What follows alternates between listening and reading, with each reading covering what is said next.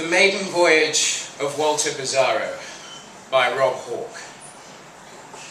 A stormy night west of Plymouth. A merchant ship bound for the Americas, the Paititi, is hurled against the hurricane winds. Helicopters swoop in to save the crew as waves plunder the wreckage. Frenzied gulls wheel around the sinking ship. Along nearby beaches, looters appear, waiting for containers to be washed ashore. 400 miles away in Coventry, Walter Pizarro, a 37-year-old estate agent, awakes to images of floating treasure. He's fallen asleep with the TV on, with his clothes on too. Incredulously, he reads the caption on BBC News 24, "Gold rush fever in Devon." Scratching his head, he consults the glaring red digits on his alarm clock, which on first sight show 1492, then settle to 0432. He looks again at the TV pictures. Searchlights show a bounteous cargo cut loose beside a wreck. A conviction so powerful sweeps through him that he feels he is floating on air.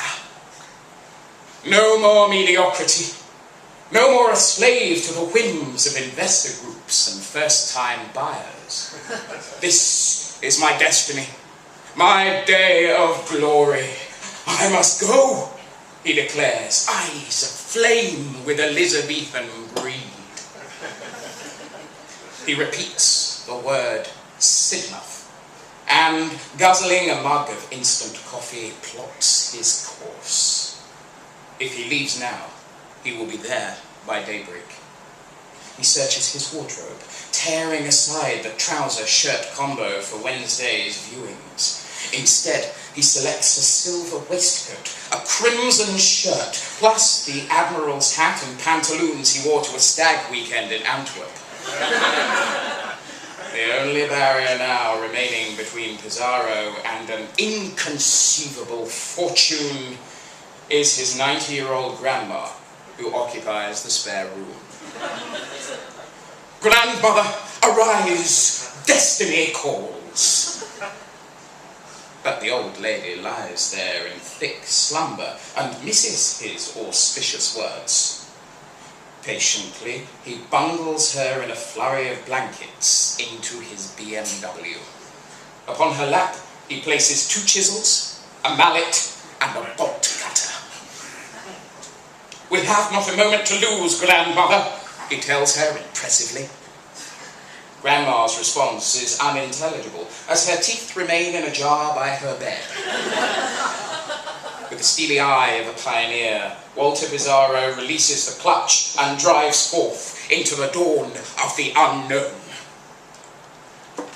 "Let nothing stop us now," he purrs, slowing at the red lights on the A46 slip road. By 7:45, they arrive in the slumbering port of Sidmouth. On the coast road, he sees gangs of early morning looters squabbling over a solitary container. "The real treasures are out at sea," he tells his sleeping granny. Nearing the harbour, he spies a small flotilla of fishing boats out in the bay, and there she is, the Paititi, its sinking bow jutting skywards. Around her, boxes of loose cargo bob on the lapping waves. Spirited, Pizarro bears down on a portakabin where a yawning woman stands over a griddle. "Fair lady, I have journeyed from Coventry, across the M5 and along the byroads of the A30 and the A375. Grant me food to sate my hunger." "Oh, bacon butter or fried egg back?" "Bacon will do." "And for your companion?" "She cannot eat. No teeth." Still with breakfast in mouth, Pizarro stands on a rock and waves at the skiffs. "Fisherman, lend me your boat! Fisherman!" The fishermen look back curiously at the stranger in the pantaloons. Finally, one comes over to investigate. Pizarro wipes the ketchup from his lips. "Sir, how much for your boat?" "What do you mean?" "I wish to commandeer your boat." "Why?" "I am duty-bound on a mission to which God himself has sent me." The fisherman looks at Pizarro with dead fish eyes, then looks seawards. "It's pretty choppy out there. It's no place for jolly. There'll be bits broken off the ship, weird currents, leaking chemicals, the engine might explode. They're telling people to stay away." Pizarro straightens his admiral's hat and booms, "I am aware of the dangers. I beg you give me your boat." "Sorry, I need it. I'm working." "You will be handsomely paid." The fisherman pauses to think and casts his eye to a tiny, ravaged old rowboat in the harbour. "Well, I might be able to sort you out something. How much will you pay?" "You will receive your share of untold riches upon my return. How about 5%? "Sorry, fella, I need something up front." "Oh. Do you take Visa debit?" "Of course not," says the man, wiping slime onto his dungarees. "I'm a fisherman." "I see. Well, I have no cash. I don't know what else to give you." Covetously, the fisherman eyes the BMW. "I'm not giving you my car." Fool, thinks Walter Pizarro. In what would I hoard my treasure if I were to trade my car?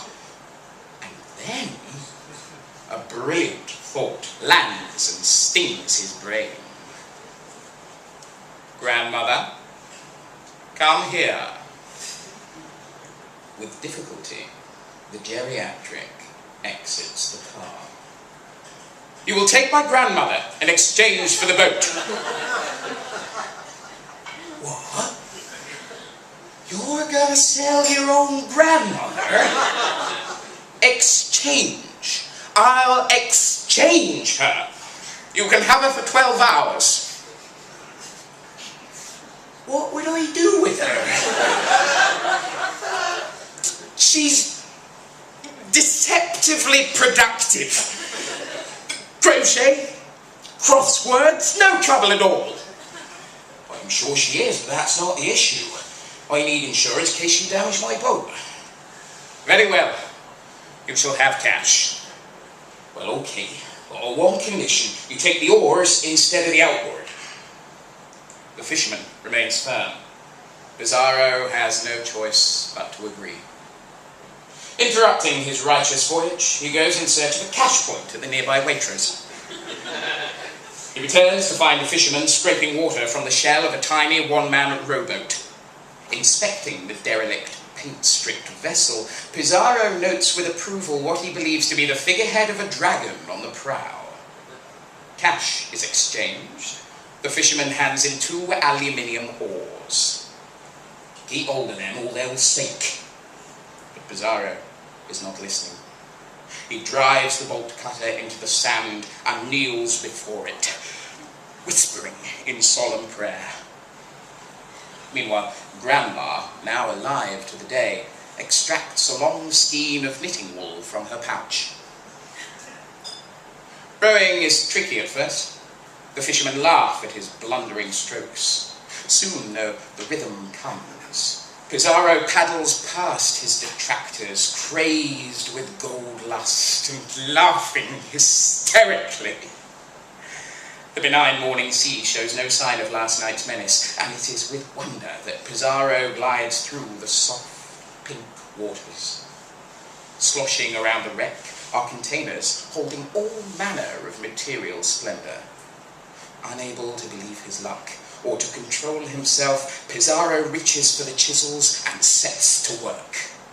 With such a small boat, he has to choose his sweep of goods with care. He resists taking too many of one item, and to begin with, only fills up with essentials. A cross-country ski simulator, some golf club cozies, an Anthony Worrell Thompson meat grinder and sausage maker set. Fittingly for such a mission, he chances upon a trunk of royal memorabilia and helps himself to matching china mugs of the Queen and Prince Philip. Every free inch of the boat is meticulously filled. Happy with his progress, he reels in a crate of sparkling wine, pops one open and slugs in celebration. Here, he tells himself, is all I'll ever need and more. He decides to call the office. Tossing his old phone into the sea, he transfers the SIM into one of 10 newly pillaged smartphones. Haley, you should know that I won't be in today, or tomorrow, or Friday for that matter. Are you drunk, Walter? I'm attending to some extremely important business with my grandmother. You sound a bit funny. Are you okay? Is that seagulls in the background? I have never felt better. This isn't a very convincing sickie. Everything will reveal itself in due course. You need not fret. With that, he rings off, slugs, and tosses the wine into the sea. Unable to resist, he paddles towards yet more containers. Onto the boat comes a petrol-driven leaf blower, a lifetime supply of beard tincture, an electric bean slicer, a slender-toned flex bottom and thigh toning system, a plastic guard to prevent banana bruising, a terracotta chestnut roaster, a toothbrush timer, a battery-operated bread knife. I will never want for anything, he thinks, for the rest of my life. Strangely, though, the more he seeks to gather, the more anxious he becomes. The boat fills up, yet he is unable to stop. He continues hoarding until distracted by the arrival of a young herring gull. It settles on the nose of the dragon and scrutinizes him. Out of breath, Pizarro feels his face burning red. Watching the seabird move so freely, he realizes that he has accumulated so much he can no longer move his legs. The gull seems to mock him. Enraged, he jabs at it with his oar. The bird merely flaps, then pecks at the leg of a cured Spanish ham Pizarro has fished in, not because he likes ham, but because he thinks it will serve him well in the event of an Atlantic crossing. Annoyed, he takes another swipe, but this time tragedy strikes. He misses the gull and chops off the head of the dragon, then watches in horror as the oar rebounds into the depths. With a clumsy, instinctive flail, he tries to retrieve it, but only succeeds in dropping the other oar overboard. Consumed by anger, he pelts the hovering gull with a miniature smiling Buddha. Not a problem, he thinks. I still have my arms. Gathering himself, he continues roping in items that on the high street would set him back a week's wages, but here cost him nothing at all. Yet, there is no thrill anymore. It almost stirs in him a sense of despair. He notices a leak and has to use the royal mugs to bail himself out. Okay, he laughs nervously. It really is time to stop now. A helicopter circles overhead, yet he is too proud to wave for assistance.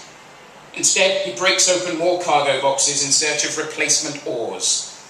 Finally, inside a shipment of adult toys, he unearths 2 plastic dirty daddy spanking sticks that are as good as, if not better, than the original oars. He is also drawn to a rubber gimp mask that he feels lends him the finishing touches of a noble privateer. Striking out for home, The wind picks up and rowing is tougher than before. Although the boat weighs a ton, he grits his teeth and dreams of glory. Waves crash around him, yet he works the dirty daddies with tireless devotion. With the shoreline in sight, the victory march is interrupted by the dazzling reflection of a solitary container. This, surely, is the last of the treasure. He can't resist. Cracking open the lock, he wriggles a hand inside to scoop the greatest prize of all. An imitation gold papal crown studded with pink diamonds. As he crowns himself with a glory unknown for centuries, a short, sweet tear leaves his eye. This is all just too much, he says, softly shaking his head. He is right. The hull of the boat has split under the weight. He feels the water rising up his legs and around his waist as the boat bubbles down. It is useless to struggle. His legs are trapped by a new iron fireguard and a granite puma for the garden. There is no time for remorse. There is only time for one final tweet. A photographed self-portrait. Walter Pizarro, masked, bejeweled, magnificent. The last of the great buccaneers.